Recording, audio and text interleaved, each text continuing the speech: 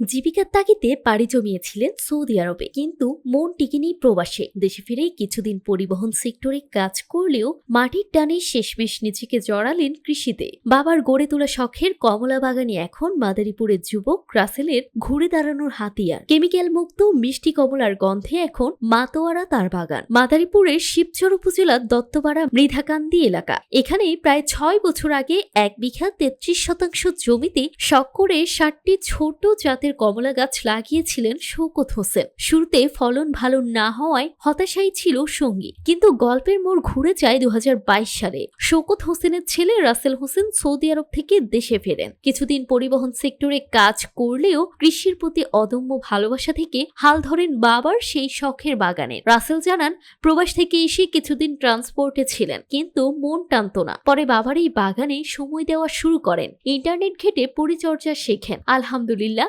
এখন বাগান ভর্তি ফল। এই কমলা বিদেশি কমলা চেয়েও মিষ্টি এবং সম্পূর্ণ কেমিক্যাল মুক্ত। রাসেলের নিবিড় পরিচর্যায় ২০২৪ সালে বাগানে আসে আশাতীত সাফল্য। গাছে গাছে এখন ঝুলছে রঙিন কমলা। কোনো প্রকার ক্ষতিকর রাসায়নিক স্প্রে না করায় এর স্বাদ বিদেশি কমলার চেয়েও সুমিষ্ট। আমি সৌদি আরব ছিলাম। সৌদি আরবের ২০২২ সালে চলে আসছি। আসার পর দেখি যে আমার বাবা এই বাগান করতো। বাবার এখানে আসার পর থেকে এই বাগান করা শুরু। আমার পছন্দ হলো, ভালো লাগলো। তখন এই যে বাগান ধরছি, বাগান করতেছি। এখন অনেক কমলা ধরছে, কমলা আসতেছে, বাজারজাত করতেছি। কমলা আলহামদুলিল্লাহ গত বছর চাইতে এই বছর একটু সুস্বাদু হয়েছে, বেশি ভালো। কমলা গাছ আছে ৬০টা, পেয়ারা আছে, পাশাপাশি মালটা আছে, লেবু গাছ আছে, ড্রাগন আছে। এবার তো গতবারের তুলনায় একটু কম হয়েছে। এবার বাজারে বিক্রি করতেছে ২৫০ থেকে ৩০০ টাকা। ১০০ গাছ রোপণ করছিলাম, আবহাওয়াজনিত সমস্যার কারণে কিছু গাছ মারা গেছে। এখন ৬০টা গাছের মতো আছে। বাগান বাগান আর কি, আমার যে এখানে ফল গাছ আছে, ফল গাছ বা বাগান অনুযায়ী আমি সরকারি কোনো হেল্প পাইনি। আর এছাড়া যে কৃষকের যে প্রতি মাসে যেটা দেওয়া হয় ওইটা পাইছি আমি। আমার এখানে কমলা, মালটা, পেয়ারা, লেবু, ড্রাগন, আগে আঙুর ছিল, এখন আঙুর গাছ নাই। চলতি বছর আবহাওয়াজনিত কারণে ফলন কিছুটা কম হলেও মিষ্টির মাত্রা বেড়েছে। বর্তমানে তিনি বাগান থেকেই প্রতি কেজি কমলা বিক্রি করছেন ২৮০ থেকে ৩০০ টাকা দরে। টাটকা ও বিষ মুক্ত ফল পেতে দূর দূরান্ত থেকে বাগানে ছুটে আসছেন ক্রেতারা। ক্রেতারা বলছেন, সাধারণ বাজার থেকে যা কেনা হয় তাতে ফরমালিন থাকে, কিন্তু এখানের কমলা একদম ফ্রেশ এবং খুব মিষ্টি। ঘরের কাছে এমন বিদেশি ফল পাওয়া যাবে তা তারা ভাবেননি। খেয়েও খুব ভালো লেগেছে। এটা একটা কমলা বাগান। আসলে আমাদের দেশে আমরা এইভাবে কখনো কমলার চাষ করা দেখি নাই। এই প্রথম রাসেল ভাইরে আমরা কমলার বাগান করতে দেখছি। যে ফলগুলো খেয়ে থাকি ওগুলো হচ্ছে বিদেশ থেকে আসে। আর এটা হচ্ছে আমাদের নিজেদের দেশের চাষ করা বাগান থেকে টাটকা সুস্বাদু ফল আমরা পেয়ে থাকি। এই ক্ষুদ্র পরিসরে এগুলা করা খুব ভালো আরকি। এটা বেকারত্ব অনেকটা দূর হয়। শিবচরে সাধারণত এরকম কমলার বাগান দেখা যায় না। তো আমাদের এই এলাকায় এক ভাই একটা বাগান করছে। এখানে ওনার শুধু কমলা না, কমলার পাশাপাশি মালটা, পেয়ারা, ড্রাগন, অন্যান্য শাকসবজিরও বাগান রয়েছে। তবে এর মধ্যে কমলা বেশ সাড়া ফেলছে স্থানীয়ভাবে। আমি এই কমলা বাগান দেখতে আসছি এবং কমলা কেনার জন্য আসছি। আরো অনেক বাগান আছে, তার পেয়ারা, ড্রাগন, লেবুর বাগান। কমলা বাগান তো এলাকায় অ্যাভেলেবেল না।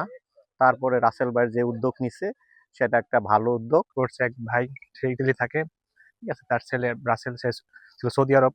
সে দেশে আসার পরে সে আবার এগুলো দেখাশোনা করে। সে আমার ছোট বোনের জামাই, তার সাথে সময় দেই। প্লাস এখানে বিভিন্ন ধরনের লোক আসে, আইসা ফল ক্রয় করে। ফলটা এমনি তো গতবারের থেকে এবছর অনেকটা সুস্বাদু। এই কমলার বাগানটা আসলে খুব পরিচিত হয়ে গেছে অনেকের কাছে। আর এখানের কমলাটা বাজারের চাইতে খুব সুস্বাদু। বাগানের যে মালিক, তার সাথে কথা বললাম। সে বলতেছে যে ৬ বছর যাবৎ আমি এই বাগান করছি। তারপর আসার পরে সে আমাদের কিছু কমলা খাওয়াইলো। তো যাই হোক, খাওয়ার পরে দেখলাম যে আলহামদুলিল্লাহ বাজারের থেকে অনেক বেশি স্বাদ। কমলার পাশাপাশি রাসেলের বাগানে রয়েছে মালটা ও পেয়ারা। তবে অর্থের অভাবে স্বপ্নের পরিধি বাড়াতে পারছেন না এই তরুণ উদ্যোক্তা।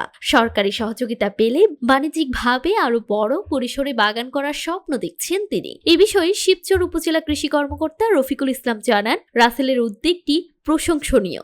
কৃষি অফিস থেকে তাকে সব ধরনের কারিগরি পরামর্শ দেওয়া হচ্ছে। এছাড়া তার বাগান সম্প্রসারণে সরকারি কোনো প্রণোদনা বা ঋণের সুযোগ থাকলে তাকে অগ্রাধিকার দেওয়া হবে। আমাদের সাথে পরামর্শ করে স্বল্প আকারে একটা ফল বাগান মিশ্র আকারে শুরু করেছিলেন এবং আমাদের অফিস থেকে তাকে সহযোগিতা করা হয়েছিল। মিশ্র ফল বাগান, পেয়ারা, আম এবং কমলা, মালটা এরকম একটা মিশ্র বাগান তাকে দেওয়া হয়েছিল। বর্তমানে কমলার যে প্রায় 60টি চারা ওখানে বেঁচে আছে এবং প্রতি বছরই গত 2 বছর যাবত আমরা সেখানে ফল দেখতে পাচ্ছি। এবং আমাদের কৃষি বিভাগ থেকে মাঠ পর্যায়ে যিনি উপসহকারী কৃষি কর্মকর্তা আছেন, তার যে প্রোডাকশন অব্যাহত রাখার জন্য সার্বিক পরামর্শ এবং সহযোগিতা দিয়ে আসছে। এর পাশাপাশি কারণ যদি বাগান এক্সটেনশনে কোনো সহযোগিতা লাগে, সেক্ষেত্রে ন্যায্য মূল্যে সর্বোচ্চ ভালো চারা আমাদের মাদারীপুর যে হর্টিকালচার সেন্টার আছে, সরকারি নার্সারি যেটা বলে থাকি স্থানীয়ভাবে, সেখানকার যারা কর্তৃপক্ষ আছে তাদের সাথে সমন্বয় করে আমরা সর্বোচ্চ ভালো মানের চারা ন্যায্য মূল্যে যেন পেতে পারে এই সহযোগিতা করে। এর পাশাপাশি যদি স্থানীয়ভাবে আমাদের সাথে সমন্বয় করে উনি যদি কৃষি লোন নিতে আগ্রহী হন,